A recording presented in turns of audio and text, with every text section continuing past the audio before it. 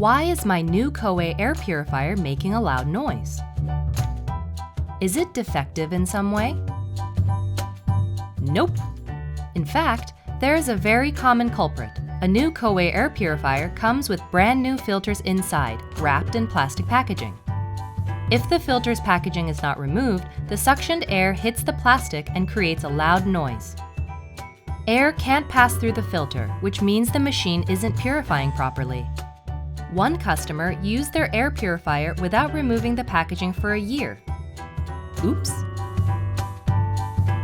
So please remove all plastic packaging from the product and filters, inside and out. And we recommend reading the manual carefully that comes with the product for safe and proper operation.